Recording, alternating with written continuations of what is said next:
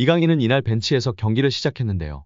이강인은 한국과 태국에서 열린 3월 A매치 두 경기를 모두 뛰고 PSG에 복귀했습니다. 특히 태국 원정에서는 정확한 패스로 손흥민의 추가골을 도우며 한국의 3대0 승리에 기여했습니다. PSG는 전반 36분 수비수 루이스 베랄두가 피에르-에메릭 오바메양의 역습 찬스를 저지해 퇴장을 당하면서 수적열세에 놓였습니다. 0대0으로 팽팽하던 하프타임에 루이스 엔리케 감독은 랑달 콜로무아니를 대신 이강인을 투입했습니다. 이강인은 왼쪽에서 부지런히 뛰어다니며 볼 전개를 도왔습니다. 이날 20개 중 18개의 패스를 성공시키며 90%의 높은 패스 성공률을 보였습니다. 한 명이 없는 상황에서 최대한 안전한 플레이를 했습니다. 키패스는 없었지만 드리블과 태클은 각각 1회씩 기록했습니다. 선수 스탯으로 평점을 매기는 후스코어드닷컴은 이강인에게 6.5점이라는 무난한 점수를 줬습니다. 이강인 선수보다 평점이 낮았던 선수는 무하니, 베랄두, 루이즈, 리카 에르난데스 선수였으며 비슷한 평점은 음바페, 아센시오, 하키미 선수였습니다. 이날 최고 평점을 받은 건 수차례 선방을 보여준 잘루이지 돈나룸마와 결승골을 넣은 비티냐였습니다. 돈나룸마의 평점은 8.9점으로 가장 높았습니다. 돈나룸마는 무려 10개의 선방을 기록하며 골문을 틀어막았습니다. 특히 베랄두의 퇴장 이후 PSG가 내려서면서 많은 슈팅을 허용했지만 무실점으로 버틴 건 돈나룸마의 활약이 컸습니다. 비티냐는 8.8점으로 돈나룸마의 뒤를 이었습니다. 경기 내내 좋은 활약을 선보였고 선제골까지 기록했습니다. 비티냐는 후반 8분 하프라인 부근에서 돌파에 성공하며 직접 역습 찬스를 만들었고 우스만 덴벨레와 원투패스 후 깔끔한 오른발 마무리로 선제골을 넣었습니다.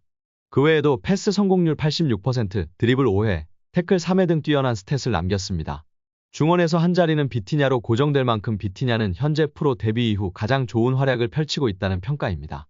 한 명이 퇴장당한 이후 바로 교체 카드로 이강인 선수를 투입시키며 안정감에 무게를 둔 엔리케 감독이었는데요. 수적 열세를 극복한 파리 생제르맹의 기분 좋은 승리였고 거기에 보탬이 되었던 이강인 선수였습니다. 여기에 마르세유 홈팬들의 불미스러운 행동도 있었는데요. 마르세유 홈팬들이 화를 참지 못하고 경기 중 PSG 선수들을 향해 물건을 던지는 위험한 행동을 하면서 논란을 일으켰습니다. 상황은 하무스가 추가골을 터뜨린 직후 세리머니를 펼칠 때 발생했습니다. 골을 터뜨린 후 하무스는 코너 플래그 쪽으로 달려가 세리머니를 펼쳤고 골을 합작한 하키미, 아센시오와 역습에 가담한 이강인도 하무스에게 달려가면서 세리머니에 동참했습니다. 이때 마르세유 팬들이 PSG 선수들을 향해 물병 등을 던지면서 선수들의 안전을 위협했습니다. 사고가 일어나는 걸 막기 위해 황급히 경기장 안전 요원들이 선수들 쪽으로 달려가 방패를 들어 올리면서 마르세유 팬들이 던지는 물건을 막았습니다. 프랑스 매체 레키프도 투척물을 막기 위해 안전 요원들이 개입해야 했다 라며 당시 상황을 설명했습니다.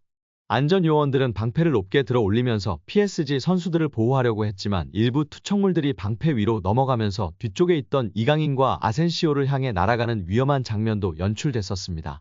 이강인은 하마터면 관중이 던진 물건에 맞는 불상사를 겪을 뻔했으나 천만다행입니다.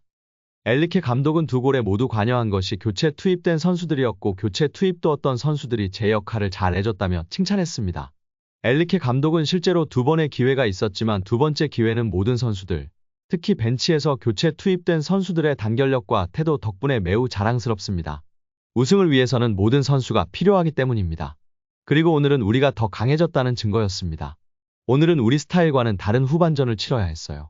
하지만 우리는 아주 잘 해냈고 그런 면에서 모든 선수들이 잘했다고 생각합니다. 이어 선제골을 넣었던 비티냐 선수에 대한 물음에 답했는데요. 비티냐는 우리 축구를 완벽하게 잘 이해하고 있는 선수입니다. 가장 중요한 것은 공을 잃지 않고 미드필더가 다른 스타일에서 가져야 하는 첫 번째 자질인 양질의 선수가 되는 것입니다. 공을 잃지 않고 탈압박하며 라인 사이에서 플레이할 수 있고 볼을 전개할 수 있고 골을 넣을 수 있고 슈팅을 할 수 있고 수비에서 공격적으로 할 수 있어야 한다는 것이죠. 비티냐는 이 모든 것을 갖추고 있습니다. 비티냐와 같은 선수가 지금과 같은 폼을 유지한다면 축하할 수밖에 없고 아직 발전의 여지가 있다고 생각하기 때문에 이 수준 이상에서 계속 성장하길 바랄 뿐입니다. 라며 극찬을 쏟아냈습니다. 이어 엔리케 감독은 이강인에 대해서도 언급하며 극찬했습니다. 덴벨레가 중앙 미드필더로 나선 것에 대한 질문이 나왔는데 엔리케 감독은 항상 상대를 놀라게 하려는 욕심이 있다. 선수 위치를 바꾸는 게 방법인데 덴벨레는 개선이 필요하긴 했지만 중원에서 공간 점유나 마음에 든 점들이 있었다. 덴벨레를 포함해 킬리안 음바페, 이강인, 하무스는 어디서 나올지 모르는 선수들이다. 상대를 놀라게 하고 예측할 수 없게 만들어야 한다고 말했습니다. 쿠프드 프랑스 준결승인 스타드 렌전을 생각해볼 필요가 있다고 이야기했습니다. 음바페 조기 교체를 두고는 매주 같은 질문이 나와 피곤하다. 나는 감독이고 매일 결정을 내려야 하는 사람이다. 파리에서 있는 마지막 날까지 매일 이 일을 할 것이다. 항상 팀을 위한 최선의 해결책을 찾으려고 노력한다. 내 결정을 이해하지 못해도 상관이 없다고 했습니다. 이강인은 매력적으로 축구하는 훌륭한 선수입니다. 파리 생제르맹의 리빙 레전드 JJ 오코차는 소속팀 후배가 된 이강인 얘기에 이렇게 말했습니다. 오코차는 PSG 구단이 최근 서울 압구정동의 플래그십 스토어 출시를 결정하면서 홍보대사 성격으로 한국 땅을 밟았습니다. 그는 스포츠서울을 비롯해 취재진과 만난 자리에서 이강인과 관련한 얘기에 반가워했는데요. 구단 역사가 담긴 여러 기념품이 놓인 플래그십 스토어에서 가장 인기를 끄는 건 한글로 새겨진 이강인의 유니폼입니다. 그는 이 얘기에 부럽다. 내가 선수일 때 이런 유니폼이 나왔으면 많이 팔렸을 것 같다면서 팀이 선수를 가족 일원처럼 느끼도록 얼마나 다가가는지를 보여주고 있다고 이야기했습니다. 그러면서 이강인은 정말 훌륭한 선수이다. 매력적으로 축구를 한다. 그는 마음에서 우러나오는 축구를 한다. 팀에 큰 도움이 되고 팬이 좋아한다. 아직 어리기 때문에 성장 가능성이 크다고 극찬했습니다. 오코차는 1990년대 중반 나이지리아 황금기를 이끌었습니다. 1998년부터 2002년까지 PSG 최고의 테크니션으로 불렸습니다. 4시즌간 84경기를 뛰면서 23골을 기록, 공격진을 이끌었습니다. 1998년 파리 생제르맹에 입단할 당시 1,400만 파운드 236억 9천만 원으로 아프리카 선수 최고 몸값을 기록하기도 했습니다. 그의 방한으로 플래그십 스토어는 더욱더 빛이 났는데요. 관계자는 PSG에서 먼저 연락이 와서 국내에 준비하게 됐다. 국내 패션계의 입지를 굳히고 있는 사운드샵 발란사와 특별 콜라보레이션을 진행했다고 설명했습니다. 호나우지뉴의 스승으로도 알려진 오코차는 10일 유소년을 대상으로 특별 트레이닝을 진행했습니다. 호나우지뉴가 아주 화려한 플레이를 펼치는 선수인 것을 모르는 사람은 없을 겁니다. 하지만 호나우지뉴는 브라질 리그 때만 해도 우리가 생각할 정도로 개인기를 화려하게 펼치는 선수는 아니었는데요. 그의 플레이의 변화의 계기를 맞이하게 된 때는 프랑스의 명가 PSG에 합류한 이후부터입니다. 첫 훈련 세션에 들어간 호나우지뉴는 나이지리아의 흑보석 오코차의 플레이를 보고 푹 빠지게 됩니다. 호나우지뉴는 언론 인터뷰를 통해 밝혔었는데요.